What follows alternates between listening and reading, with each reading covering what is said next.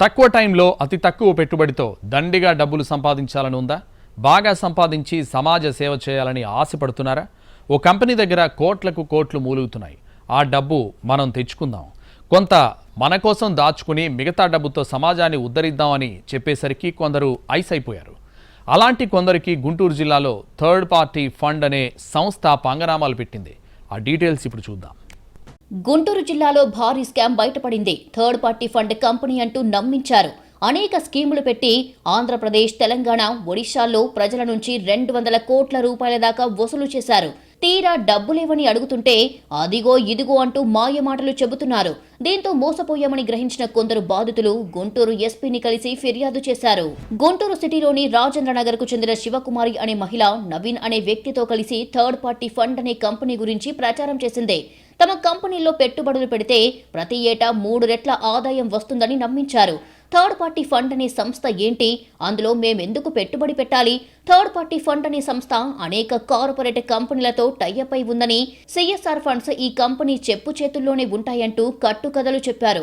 అలా కొన్ని వేల కంపెనీల సిఎస్ఆర్ ఫండ్స్, లక్షల కోట్ల రూపాయలు థర్డ్ పార్టీ ఫండ్ కంపెనీ చెప్పు చేతుల్లో ఉంటాయని, మనం సామాజిక సేవ చేసే క్రమంలో ఆ ఫండ్స్ మొత్తాన్ని మన గుప్పెట్లోకి తెచ్చుకోవచ్చని కల్లబొల్లి కబుర్లు చెప్పారు. అన్ని లక్షల కోట్లు ఆ కంపెనీ చెప్పు చేతుల్లో ఉంటే మేమెందుకు డబ్బులు కట్టాలి అనే ప్రశ్న కూడా వేశారట పెట్టుబడి పెట్టాలనుకునే వాళ్ళు. దీనికి అయ్యో మీకు ఆ మాత్రం తెలీదా, మీరు పెట్టేది 10 లేదా 20 లక్షల పెట్టుబడి, వాళ్ళిచ్చేది కోట్ల రూపాయలు. ఆ కోట్లు తీసుకొని మీరు సామాజిక సేవ చేస్తారా, లేదంటే మొత్తం మీరే మింగేస్తారా అన్న భయం, అనుమానం ఆ కంపెనీకి కూడా ఉంటుంది కదా. అందుకే మీ ఫైనాన్షియల్ కెపాసిటీ, మీ నిబద్ధత, క్రమశిక్షణ తెలుసుకోవడానికి ఆ కంపెనీ కొన్ని రూల్స్ పెడుతుంది. మనం వాటిని ఫాలో కావాల్సిందే అంటూ నమ్మకంగా కబుర్లు చెప్పారట టీపీఎఫ్ కంపెనీ ప్రతినిధులు. ఆ తీయటి మాటలు, నమ్మకంగా చెప్పిన కల్లబొల్లి కబుర్లే తమ కొంపలు ముంచాయని ఇప్పుడు లబోదిబోమంటున్నారు బాధితులు. అసలు టీపీఎఫ్ అనేది ఒక కంపెనీ కాదు, అది ఎక్కడుంటుందో ఎవరికీ తెలియదు. కానీ తమ దగ్గరికి వచ్చిన వాళ్లకు మాత్రం పెద్ద స్థాయిలో బిల్డప్ ఇచ్చి మన ప్రతినిధులు లండన్లో ఉన్నారని, అమెరికాలో ఉన్నారని, ఇంకెక్కడో ఉన్నారని కబుర్లు చెప్పడంలో ఆ సంస్థ ప్రతినిధులు తమ టాలెంట్ చూపించారు. ఈ మాయ మాటలతోనే ఆంధ్రప్రదేశ్, తెలంగాణ, ఒడిశాల్లో బాధితుల నుంచి 200 కోట్ల రూపాయల దాకా అక్రమంగా వసూలు చేశారు. మీరు మొదటగా 12 లక్షలు పెట్టుబడి పెడితే సంవత్సరానికి 36 లక్షల ఆదాయం వస్తుందని కొంతమందికి, మీరు ఈ సంస్థలో ఉద్యోగిగా చేరండి, మీకు నెలకు 8 లక్షల జీతం అంటూ మరికొంతమందికి మాయమాటలు చెప్పి బురడీ కొట్టించారట.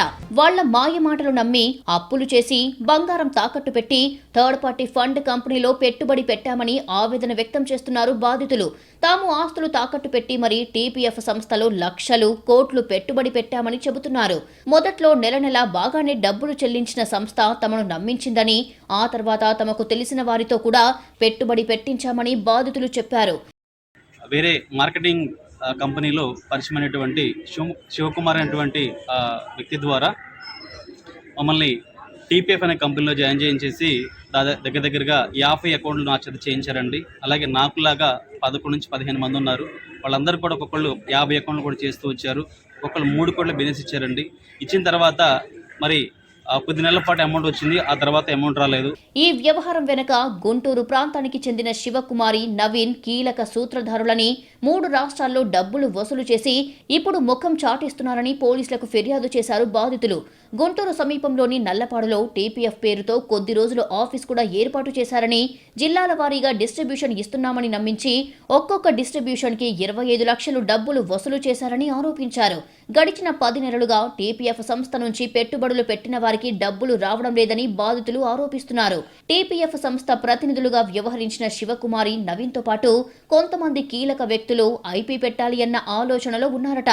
వాళ్లు ఐపీ పెడితే తామంతా రోడ్డున పడాల్సి వస్తుందని బోరుమంటున్నారు బాధితులు. బాధితుల ఫిర్యాదుతో ఆరోపణలు ఎదుర్కొంటున్న శివకుమార్ని పోలీసులు విచారిస్తున్నట్టు తెలుస్తోంది. బాధితులు ఆరోపిస్తున్నట్టుగా నిజంగానే 100 కోట్లలో స్కామ్ జరిగిందా, అంతలా కాకపోతే ఏ స్థాయిలో జరిగింది అనేది పోలీసులు దర్యాప్తు చేస్తున్నారు.